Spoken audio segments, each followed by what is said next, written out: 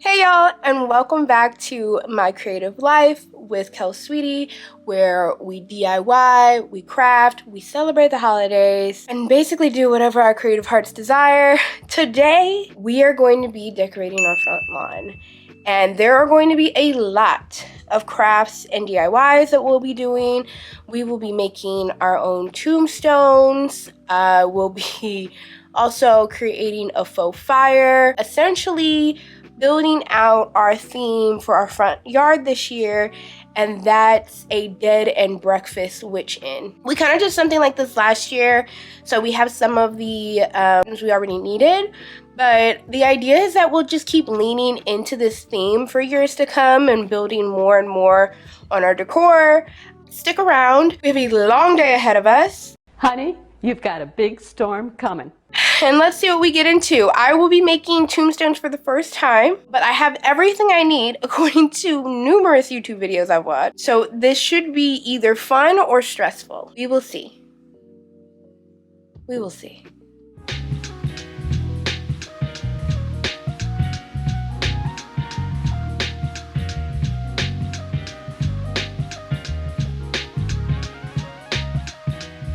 So like I said before, we're going to be doing some tombstones today. The idea is that we'll do a couple of tombstones for like a small graveyard, personal graveyard for the witch who lives here.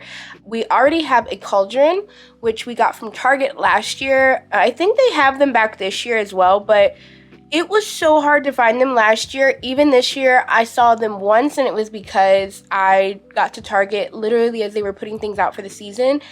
I've never seen them again since then. So I don't even know if they have them in stores. When I found mine, I had gone to quite a few, and I had to go all the way out to the canyon in order to find a Target that had them, and this was last year. One thing that I did last year that was really effective was making a fake fire under our cauldron, and that was just using some orange light bulbs, like those string lights that you buy from the dollar store, or like I said, Target, or anywhere like that, and then using some of that great stuff, spray foam, and red and black spray paint. I found some cheap like bones and pieces, so I'm going to use that to kind of stick in pieces of the fire and everything, so that it just kind of looks that much more like, oh, there's a couple of pieces that have fallen in the fire of what may be in that cauldron.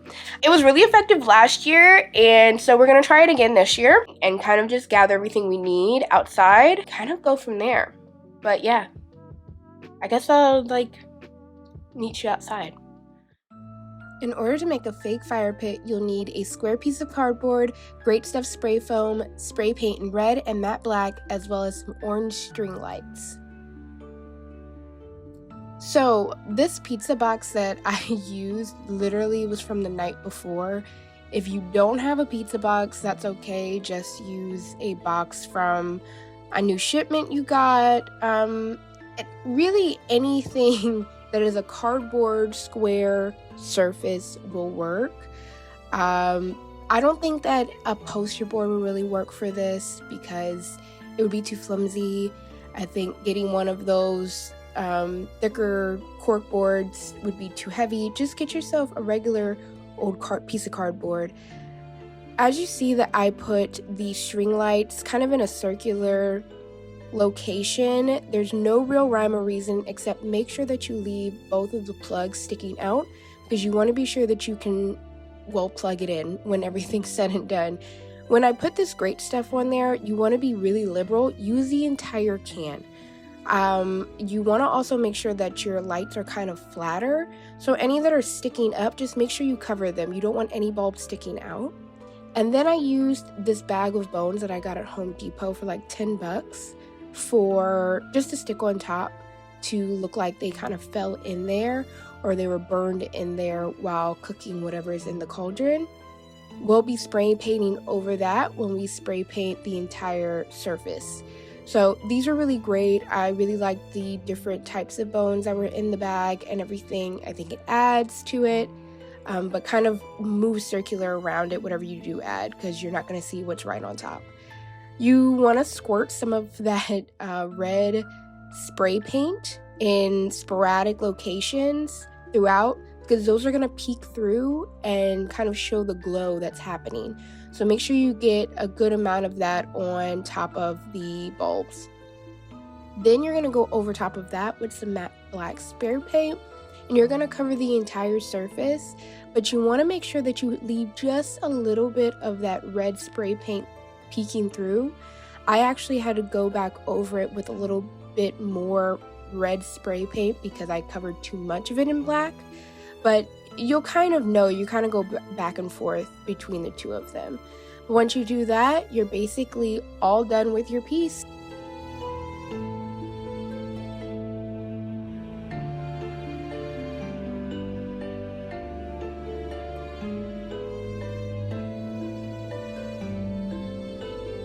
So as I said before, we do a witch's theme on our front yard, and essentially everything is up. We spent all of Saturday putting up everything in our front yard, and essentially all we need to do now is just tombstones for our front yard. So, in theory, that should not be too hard. Honey, you've got a big storm coming. So, I've been looking all over YouTube and been doing some research. Considering that I feel like I can draw out my own images, although I have a Cricut Maker, I'm still learning how to use my Cricut Maker. And although I have vinyl, I think that I am going to possibly just draw or like hand letter the things on myself. I think that's the route we're going to take. I've been going back and forth on it. I feel like using my Cricut for this, I know that everybody's like, use a vinyl cutter to make clean. Yeah, I just feel like it's gonna take a lot of time, in my opinion, and I think that I trust my abilities enough to freehand what'll be on the epitaph of the tombstones, so we're going to try that. I'm going to also try to do some flourishes of some kind or some designs. I think on Wicked Maker's design, they have like this skull with these wings behind it, and I guess it's called a dead head. I want to try my hand at something similar. To go over what you'll need, all I needed was what were they called? I'll probably put it on the screen what they're actually called, but they're not necessarily styrofoam. They're a little bit heavier duty than styrofoam, but they're used for like drywall and everything. They sell them in panels. My Home Depot didn't have them in the super large panels, so I had to buy multiple. I'm probably going to have to glue them together, which is fine because I needed glue anyways. I have Gorilla Glue, all purpose. You'll need some of that, as well as a Dremel. With the attachment, there's like an attachment so that you can make sure that everything that you're dremeling, I don't know if that's a term for the verb, but so that it's all in the same in depth. You'll need that, and I think that's the thing that costs the most out of this entire DIY. And I got mine off of Amazon for $25, which for me, I thought, okay, if I learn how to use this thing, I'll use it again. Other than that, you'll need dry lock paint. And basically it's got sand in it. It's like they use it for buildings and everything, but it's got a sandy texture in it, and that's going to help your styrofoam panel have some more texture so it looks more like rock. We already had a heat gun. If you don't have a heat gun, I think they use a blowtorch, and even if you don't have a blowtorch, I heard that the easiest way to get like this like bubbly rough texture is to just ball up some oil and rub it in, like mash it into the styrofoam. I don't know how well that works. I've not seen many videos trying that technique, but I have heard about it. So that's another option for you if you don't have a heat gun already like I did. What else are you gonna need? Oh, and regular acrylic paint. They use like the Craftsmart, just regular acrylic paint that comes in the tubes that are like $1 from like Walmart or Michael's or wherever. I got some of that. You'll need a planer. So you'll need a utility knife. You'll need those in order to cut. The utility knife is to cut through the styrofoam panels, and the planer is to rough up everything. You'll also need the utility knife in order to cut some cracks into the styrofoam. I think that's it. That's what we'll be doing today, so let's get into that. I'm really excited to get started. Okay, let's go. Okay, I lied. I am definitely going to use my Cricut. After speaking to my partner, he was like, I just think it'll be cleaner. He's right, it's just some text. Everything that'll be drawn out, I'll just draw freehand. But the text, it just makes more sense. So, want to check back in to show my sketches for what we'll be doing today on the gravestones. I'm really excited for them. So we were going back and forth on what should be on these gravestones. We both didn't really want anything too corny, but we also didn't want anything too real. So then I kind of started thinking, what if we just had a graveyard for people in our favorite Halloween films that we watch? And we both agreed that that would be great because we can add to it in the future for different films that we end up loving, or just adding more period from the long list of films that we already watch. So to start off, we're going to do The Shining, Scream, and Hocus Pocus. We thought that would be a good, I came up with these. But I thought that they would be a good starting point for our graveyard of horror film murders or deaths. To start off, I'm going to do Jack Torrance from The Shining. Let's zoom in on that. So for this one, I want more of a classic, not rounded, but something tipped shape with some keys as a nod to the Overlook, and something really simple. So it just says Jack Torrance, his years of living, and he'll never be dull again, in reference to all work and no play makes Jack a dull boy, famous line from the movie. And then this one, which will be definitely a lot more illustration going on with the Dremel, so I think I'll do this one last because I want to get used to using the Dremel, will be for Hocus Pocus for all the Sanderson sisters. So it'll have this dead head up at the top, but these eyes on the side in reference to the book.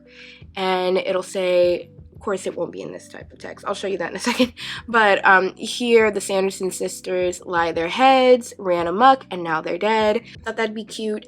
And then last, which I think this one may be the biggest one that we do, and it's horizontal just for something different, and that'll be from Scream, which is one of my favorite Halloween movies to watch every year.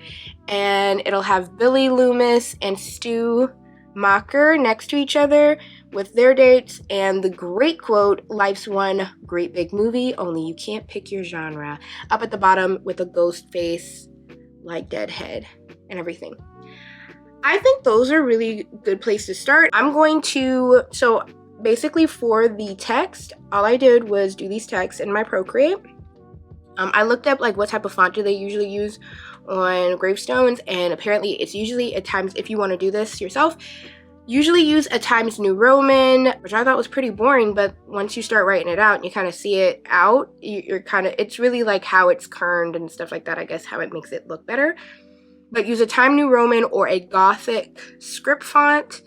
I've used a combination of both of those, you'll see. So for this one, I believe this is just Times New Roman, bold italices, or something just clean and simple. I removed the background to make sure it's transparent. That's important for when you put it into your Cricut. This one is a script font that I used for the Sanderson sisters. So yeah, from far away, I think I might change the Sanderson sisters portion to maybe a clear script, but I think it being in a cursive kind of leans more to it being very, like an older Tombstone head, in my opinion. And then the Billy Loomis one and the Billy and Stu one from Scream is going to be much bigger.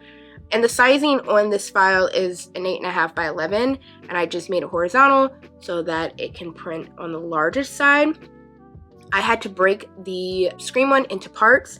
So I have the Billy Loomis side, which this is just Times New Roman in all caps, bold black. Stu's side, which I came up with 1980 because they're about 16 years old when they end up doing the murders. And then the quote at the bottom, I kind of had to get a little crafty with.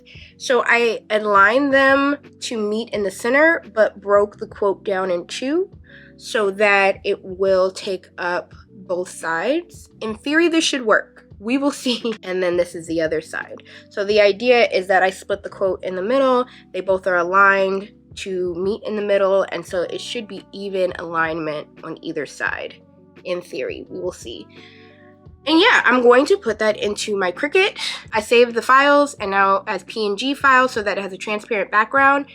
In theory, when I put it into my Cricut app and go about cutting it through the vinyl, I already had some vinyl available, luckily. I didn't have to buy that. It will just print or cut what I have available, and then I'll be able to put it out on the styrofoam, drywall, whatever the material is. I still haven't written it down or looked it up. And put that on there after I cut into, I make the shapes. So these shapes are pretty easy except for the top. I'm not doing anything crazy on the sides, so let's get into that.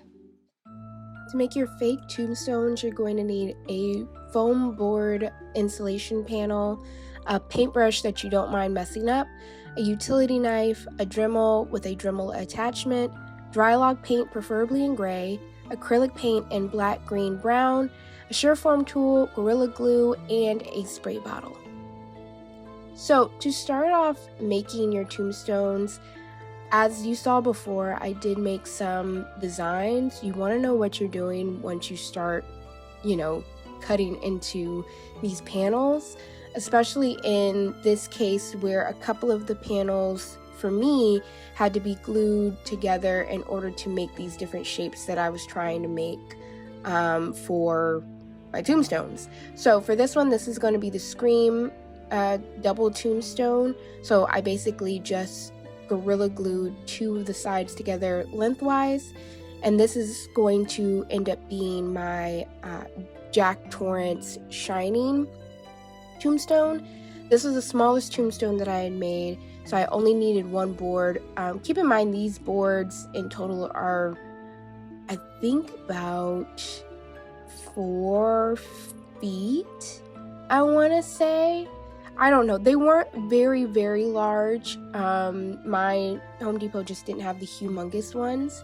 But I think that these were actually kind of perfect. I think if I was working with a big one, I would have been a lot more wasteful with my cutting and how big they would be. If you notice, I actually used those offcuts from the Jack Torrance one off to the side for this Sanderson Sisters Hocus Pocus one that I'm working on right here. And if you look, I'm sitting there with trying to figure out where the template is going to go for the vinyl. I'll talk about it later, but in all honesty, if you don't have vinyl, I would recommend actually using cardstock or even photo paper instead of a vinyl. It ended up being a little bit more than it was worth, in my opinion. Trouble. This Jack Torrance one, you'll see I'm trying to get it on the sheet of a panel, and it's just not working out. Now, some of y'all out there are probably going to go, yeah, Kelsey, because your vinyl is far too large, you have to cut it down into strips, which I end up doing. I wish I maybe would have known that beforehand on how to use it, but even when I cut it into strips, I just feel like it was a hard material to work with. So, and then I had to go back and put all of these inserts in for anything that had a circle in it. So I just feel like I ended up using some paper and like a cardstock for Stu's name on his side of the tombstone because of what happened with his vinyl. And I feel like it actually worked out a little bit better. It was just a lot less hassle. And when I was done, I could just rip it off. The Dremel was both the easiest and longest thing that took the longest. It was the loudest. I couldn't work on this at night and at certain hours, and I couldn't work for it for a very long time because it actually has a lot more give than you would think. And so that's just something to keep in mind when you're working on this, is that probably doing all of the Dremel work is going to take you the longest amount of time with doing this. But this is what it looks like after doing all of that Dremel work. I'm now taking that Surform tool and roughing up the sides to make it a little bit rounder and rougher so it looks like stone rather than this plank of styrofoam. this Sureform tool isn't necessary, but I do agree that it made it a lot easier to get the texture that I needed. I originally was just going to take a wire brush and use that to rough up the sides. I think that probably would have worked fine, but the Sureform tool was only, I think, about $6. So I basically had to go back to Home Depot for a utility knife, and I just decided to buy that instead. Speaking of the utility knife, this is what you also are going to be using it for, not only for cutting the boards themselves, but also making these cracks. Now, in order to make the cracks, make sure you're going at it at making these V's at a diagonal, like you're cutting into the board at a diagonal. It's going to cause it so that it actually gets to a point. I don't know if I'm explaining that correctly, but it forms more of a natural crack if you go in it at more of a slanted angle, rather right deep into it like you're cutting into it to try and break into the other side. Hope that made a little bit of sense. I'm now spraying it down with this water bottle full of, well, water. You need to spray it with this water in order for this texturing that I'm doing with the heat gun to work if you're going with this method. The blowtorch method also works this way. You need to spray the water on there because it resists the heat and causes all of this cracking. Now, I noticed something that was cool if you're doing this, and it's a lot of trial and error, especially around the letters and numbers. These things are going to open up a bit, so, you know, try not to be too precious about that using the heat gun and everything. But I did notice that if I used big droplets of water in certain areas, they cause these much more natural stone textures, so just make sure you sprinkle those throughout. I'm now putting on the dry lock. They sell this in gray. I recommend it in gray because it just creates that much more of a better primer. And don't be gentle with it, but really pick up a chip brush. You're gonna get this thing messed up. It's not gonna survive this project and everything. This was probably just the most time consuming. This is what it looked like once it dried. That spray paint, you may see under it a little bit. Don't worry too much about it because they're gonna look like this, which I've just washed down some acrylic paint and layering. Layering is going to be your friend when making these. I will say that I wish I had made these letters just a little bit better.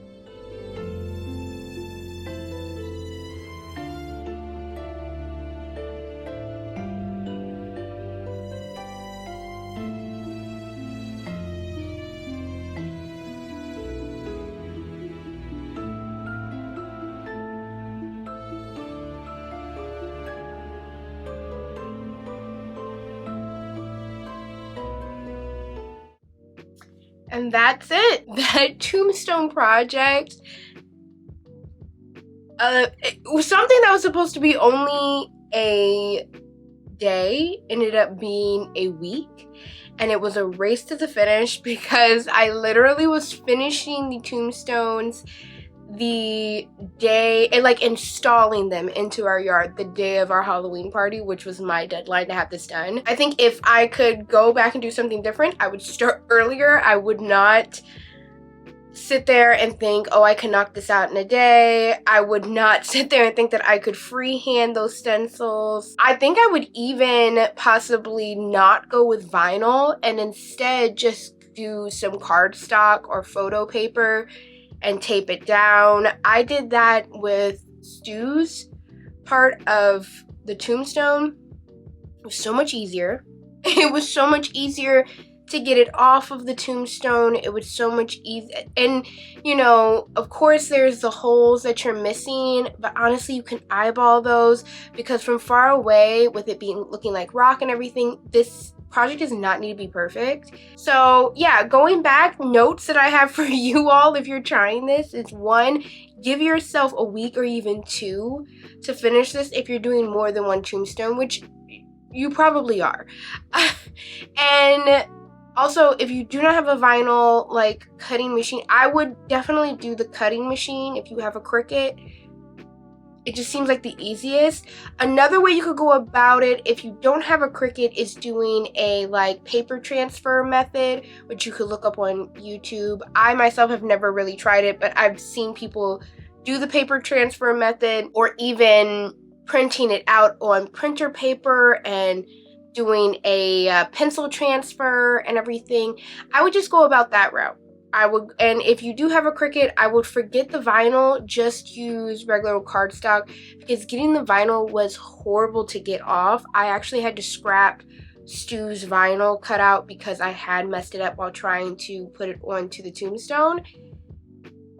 If you do still want to do vinyl, I recommend, and what I ended up doing with the other vinyl cutouts is cutting them down into strips and lines, which there may be crafters out there who are going, yes, Kelsey, that's what you're supposed to do when it comes to vinyl.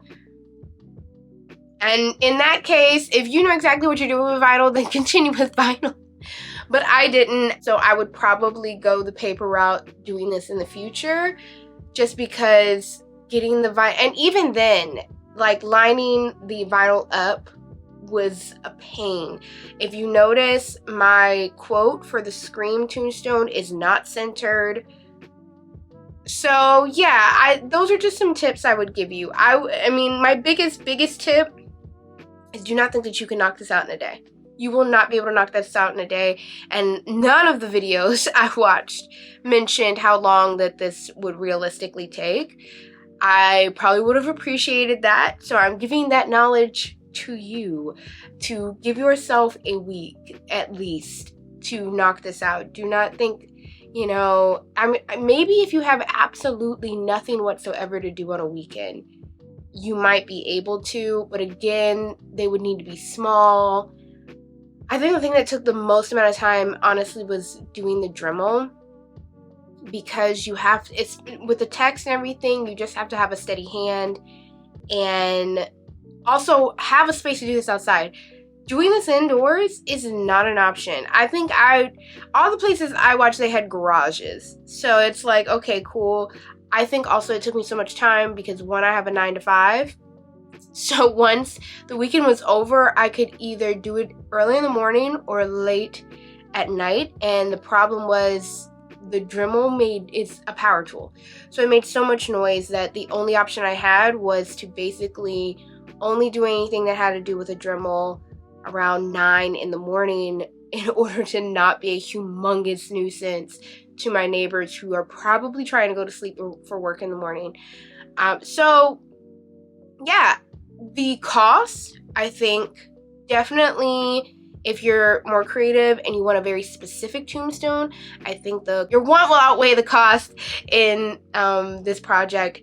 If you're not looking for something specific, like if you're not like me and I'm like, hey, I want to know this new thing to do, or that I want, you know, these tombstones have to do with part of horror franchises or movies, I don't know if the cost is worth it. I think the foam panels that I got were affordable at like around $8 a panel. What was kind of pricey was the Dremel, which for me, like I said before, was fine because I know that I'm going to use that Dremel for plenty of other projects. So $25 for an off-brand Dremel, because if you get the on-brand, I think it's just called Dremel, you're going to spend at least like $50. And it's not worth $50. Go on Amazon and find yourself a $25, $30 one. It works just the same. The dry lock paint. Oh my god, the dry lock paint was way more expensive than I thought it would be. Now, we do plenty of projects around our house, so the dry lock paint will be used. But if you're just like, this is just a one-off, I'm not even going to do any other styrofoam projects or anything like that, again, the dry lock paint's important for the texture as well as a base primer, as well as it also weatherproofing. So the dry lock really isn't something you can skip, as opposed to the heat gun that you can maybe use the foil for. But I will say the foil is not going to get you the same results as that heat gun did. The heat gun really took it to the next level. Yeah, it was a fun project. I can definitely see myself doing it again next year, since I'm somebody who wants to build on this whole idea for our Tombstone yard of Halloween movies. And I think that's a fun idea for the normal everyday person who is not crafting all the time or doing renovations around their home or making things constantly. I do not think that it is worth the money to make your own tombstone. Gonna be completely honest with that. It's up to you, but I think overall this project ended up costing me about probably 70-80 bucks, which, I mean, I know that when you're looking at how much the Home Depot tombstones cost, they're probably 40 bucks a piece, but you also have to look at the fact that the Home Depot tombstones are actually really good quality.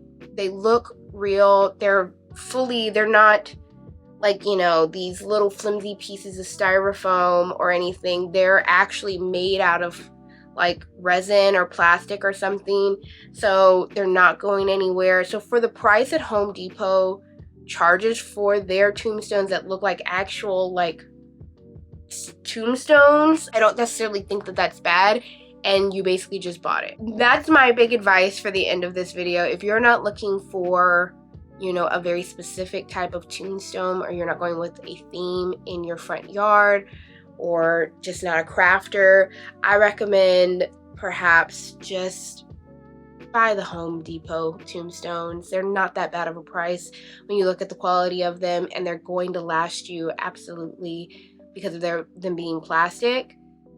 If you are a crafter and you do want a very specific tombstone look to your front yard, and you're creative with how you want your front yard to look, then yes, I do think that this craft is worth it, but leave yourself time to do it. Do not think that you can knock it out in a day or even just a weekend. That is the final verdict on the tombstones. As for the faux fire that's underneath our cauldron, if you guys saw the end result, I think during the day it does look weird. Not gonna say that it doesn't. I think one way to like rectify that in the future is to maybe get some like cobblestones to put around it. That can make it look just a little bit better and cover how kind of strange it a little bit looks during the day. Like, it doesn't look horrible, it just doesn't look like rock. But at night, it most definitely looks like molten rock, and I think that considering how easy it is to literally use a pizza box or an old Amazon box or something, some of that great stuff for $5, I think, some $1 orange lights, and I think the spray paint's going to cost you the most amount of money. But the red and matte black spray paint, I think that's probably going to cost you the most amount of money. If you add bones, those bones also were from Home Depot and were pretty affordable. I think that the whole bag was $10, and I didn't even use the whole bag. It's a pretty affordable DIY, and it's got a huge payoff, especially at nighttime.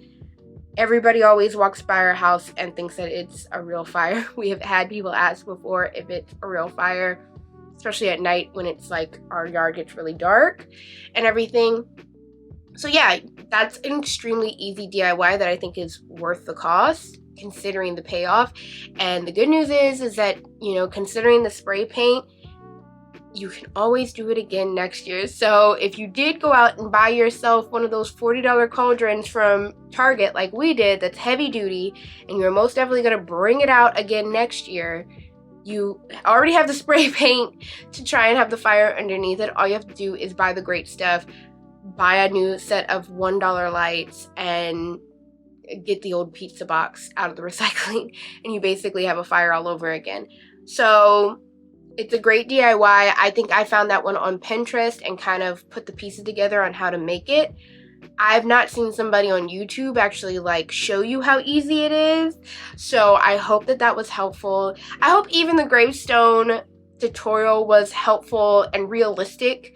I think, you know, Wicked Makers did an amazing job on theirs. It is definitely not easy to make these, and even if I could go back, I would maybe make the lettering and everything a little bit more noticeable. If you noticed in one of those last shots during the day, you cannot really from far away see especially the Scream tombstone and what it says on there. So I would maybe in the future kind of either dry brush or just use some darker paint for the lettering in there. But other than that, I think it was a great payoff. I just think it's a great payoff considering who you are and what you're using the gravestone for. I hope that you learned some things from the 2 DIYs we did today, and I would be super excited to see how yours turned out. I hope everybody's having a great Halloween season. We're halfway through the month.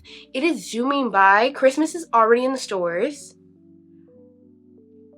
I want to be mad about it, but also we have been Halloween decor hunting since the end of June, so how can I be upset about it when literally anybody who's obsessed with Christmas is getting like a month and some change, as opposed to us who probably got like 3-4 months?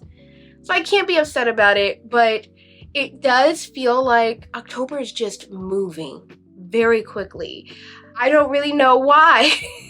I don't feel like anybody's kind of rushing it out the door, but I don't feel like, and I feel like plenty of people are celebrating and going to pumpkin patches and stuff. I've never seen so many people go to a pumpkin patch on my Instagram, but I do feel like the days are just passing by, and maybe that's because I'm doing the trick or sweet challenge right now, which make sure you're following me on Instagram at KelsSweetie to check that out.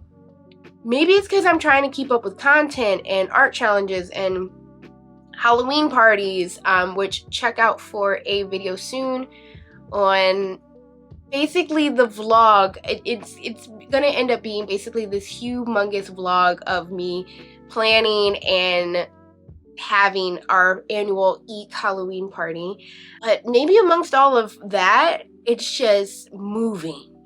So we will see. We only have a couple of weeks left. I think like 2.5 weeks or so of Halloween time, spooky season left. And then we all know that November is that weird in-between time of holidays where you get that one day that's Thanksgiving, and then essentially you're just waiting until Christmas hits. All that being said, I hope you're having a great spooky season so far this year, and stick around and subscribe down below if you want some more spooky content or crafting content or creative content of any kind. We also read tons of books on here, which the holiday is coming up, which means I will have so much more time to read books.